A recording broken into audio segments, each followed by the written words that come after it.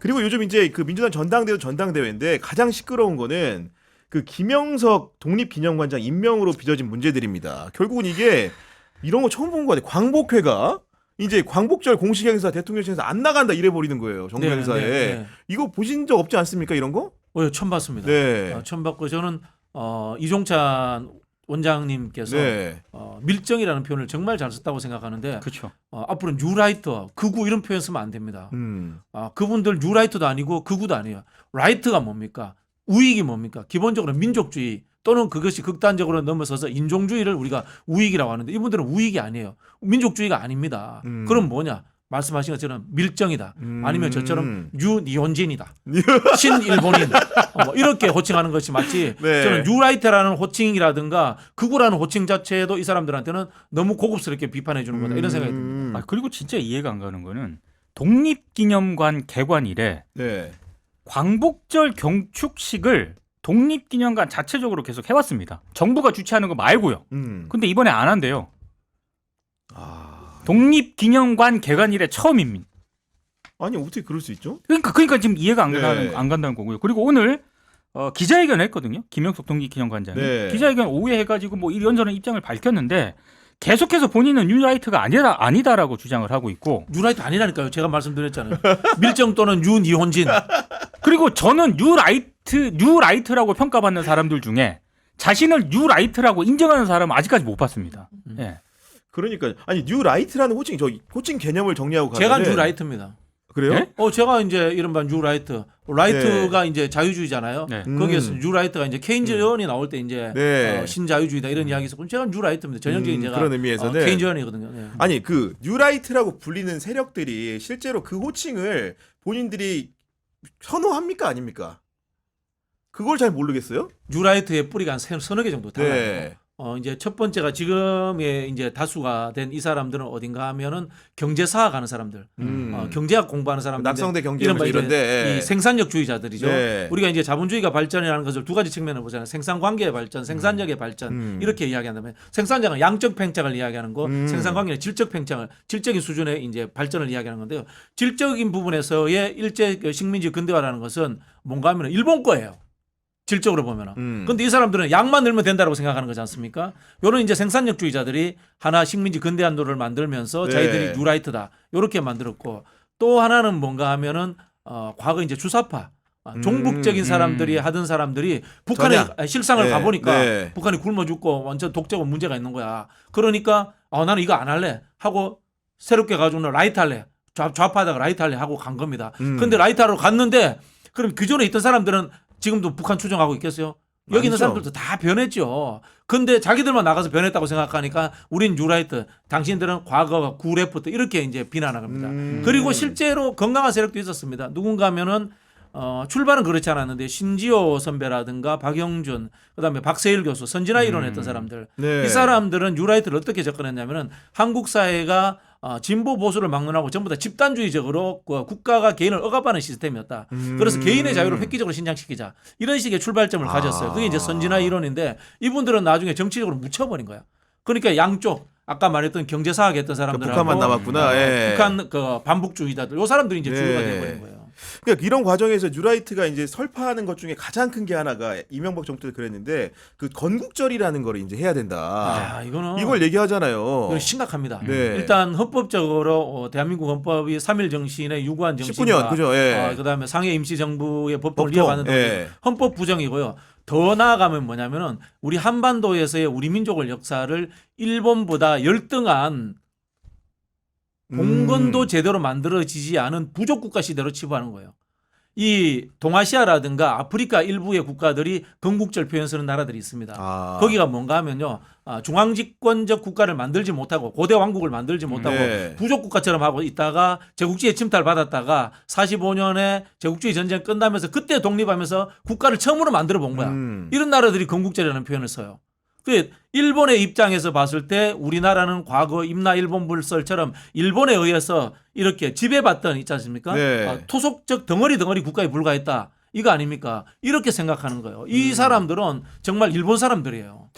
그러니까 좀 이해가 안 네. 가는 거는 그 이종찬 광복회장이 광복절 경축식에 정부가 초청하는 진행하는 광복절 경축식에 불참하겠다라는 입장을 밝히면서 그럼 용산에 어떻게 하면 참석하겠느냐라고 묻지 않았습니까? 조건을 걸었죠. 조건을 네. 걸었거든요. 건국절 제정 안 한다라고 음. 공식적으로 대변을 통해서 밝히라라고 얘기를 했는데 거기에 대해서 용산이 명확하게 입장을 안 내놓아요. 그러니까 이종찬 광복회장은 단순히 독립기념관장 이거 하나만을 좀 문제 삼는 건 아니고요. 그동안 윤석열 정부 들어서 뉴라이트 계열 인사들이 정부 요직, 정부 산하기관에 곳곳에 다 포진이 됐잖아요. 네. 자, 그 과정 자체를 이종찬 광복회장은 결국에는 내년에 광복 80주년이잖아요. 맞아요. 네. 한일 국교 정상화 또 60주년입니다. 음. 자, 그 내년쯤에 건국절을 공식적으로 제정 혹은 선포하기 위한 어종의 빌드업 과정 아니냐 이걸 의심을 하고 있기 때문에 그게 아니다라고 하는 것을 명시적으로 밝혀달라고 요구를 네. 했었는데 용산이 거기에 대해서 명확하게 입장을 안 밝혔어요.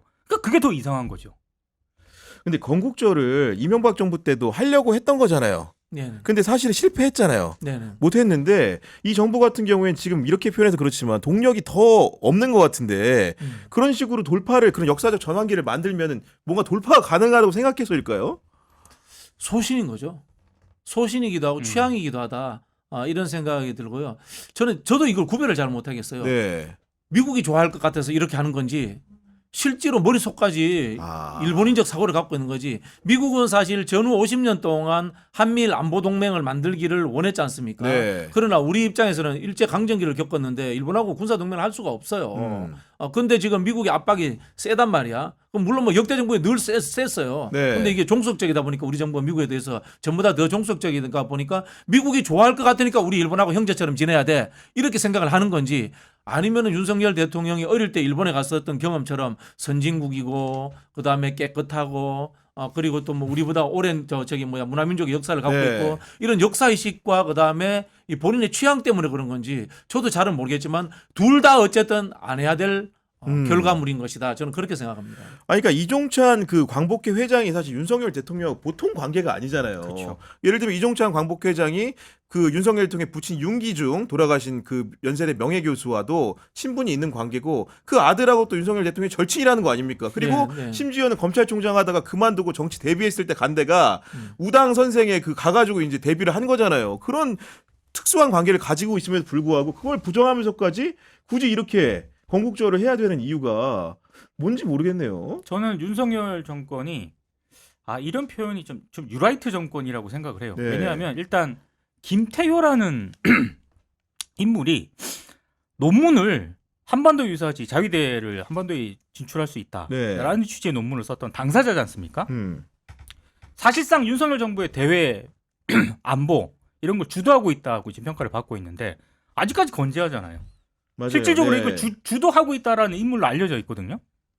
자, 그런 사람이 용산에 있으면서 윤석열 정부의 외교라든가 안보라든가 국방이라든가 이런 거를 사실상 좌지우지하고 있는데 이렇게 안 나오는 게 이상한 거죠. 그리고 아까 박 의장님도 말씀을 하셨지만 저도 처음에는 헷갈렸거든요. 이게 전략적으로 이렇게 가는 건가? 근데 아닌 것 같아요. 요즘 드는 생각은 아예 머리부터 뼛속까지 실제로 이렇게 가야 본인들은 생각한다. 대한민국의 외교 국방 전략을 이렇게 짜야 자기들이 뭐 대한민국이 발전한다 이런 식의 사고방식을 가지고 있는 것 같아요. 저는. MB는 전략적이었던 것 같은데 그렇죠. 예. 여기는 체화된 것 같은데요. 왜냐하면 원래 생각이 없어. 원래 생각이 없는데 뭐 이게 이런 뉴라이트적 사고를 가진 사람이 저도 은영진은 뉴라이트라고 했는데 뉴니혼진적 사고를 가진 사람이 옆에서 막 주입을 하니까 평소에 일본에 대한 취향이 좋아. 네. 막 주입되는 거다. 저는 뭐 이렇게 생각이 들고요. 어떤 분이 댓글을 다시 요건 제가 네, 설명을 네. 드려야 될 것 같은데 뭔가 하면 건국이 이승만도 건국을 이야기했고 박정희도 건국을 이야기했고 노무현 김대중도 건국을 이야기했는데 왜 건국이 다른 이야기하는데 식민지 근대화론자의 건국과 일상적인 대통령자들의 대통령의 건국은 다릅니다. 일반적으로 우리 대통령들이 이야기했던 건국이라는 것은 민주공화국이라는 정체로서의 건국입니다. 정체. 민주공화국이 네. 그때 만들어졌다는 뜻이고요. 식민지 근대화론을 하면은 그 당시 우리는 근대화도 안 됐고 아까 말했던 야만의 시대로 달았기 때문에 우리나라에 어떤 뭐라고 합니까? 왕정이라든가 제대로 된 의미 있는 국가로서 존재하지 못했다라는 우리 역사 전체를 비하하는 것으로 됩니다. 그런 부분에서 차이가 있습니다. 식민지 군대원의 건국과 그다음에 김대중, 노무현, 박정희 건국은 차이가 있다는 말씀 제가 드리려고 합니다. 알겠습니다. 근데 여기가 이제 그 역사 단체들의 논쟁에서 끝나지 않고 사실은 이미 조국 혁신당이 먼저 광복청에서 안 가겠다고 했고 민주당도 오늘 안 가겠다고 했습니다. 그러면 뭔가 정치권과 지금 불이 붙은 거잖아요. 궁금한 게 한동훈 대표가 앞에도 보면 당정 관계에도 여러 가지 갈등이 있었는데 이 문제에는 좀 어떻게 대처할 것 같으십니까? 아직까지 명확한 입장을 네. 안 내놨어요. 그래서 저는 한동훈 대표의 한계라고 생각해요. 그러니까 본인한테 본인이 뭔가 차별화 포인트를 잡고 뭔가 전략적으로 정략적으로 이용할 부분이 있는 거는 명확하게 입장을 표명을 해요. 하지만 김건희 여사 디올백 문제라든가 도이치모터스 주가 조작 의혹이라든가 이번 건처럼 진짜로 국민들이 관심을 가지고 있는 그런 사안이 있지 않습니까? 네. 이 사안에 대해서 한동훈 대표는 어떤 입장을 가질까 저도 궁금하거든요. 입장 없습니다. 그러니까요. 이게 사실은 뭘 알아야 입장이지.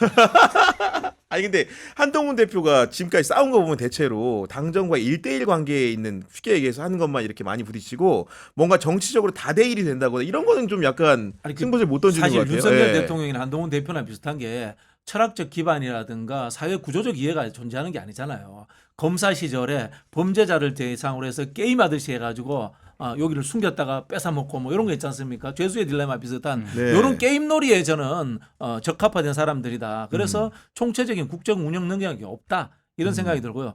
검사라는 직업이 사실은 이 뭐 일반 공무원이지만은 대다수의 공무원이라는 것이 민생, 복지, 경제 이런 것들에서 국가를 포지티브하게 끌고 가는 거잖아요. 징벌적 부분이라는 범죄라고 하는 부분에 특수한 상황 일부분만 하던 분이잖아요. 알 수가 없지. 국가 운영이 뭔지. 이런 이야기에 대해서는 모르니까 답을 못 내놓는 입장을 거예요. 쉽게 못 내놓는 그렇지. 그런 상황이다. 댓글에서도 네. 국민 눈높이 한동훈이라는 댓글이 제가 눈에 보이는데 사실 무슨 얘기만 하면 한동훈 대표가 제일 자주 듣는 네. 표현 중에 하나가 국민 눈높이. 그렇죠. 네. 근데 이거야말로 국민 눈높이가 아니라 국민적 감정에 반하는 어떤 그런 행보거든요. 그럼 한마디 하셔야죠. 조용하지 않습니까? 말 잘못하면 이게 툭툭 떨어진다는 거 알거든요.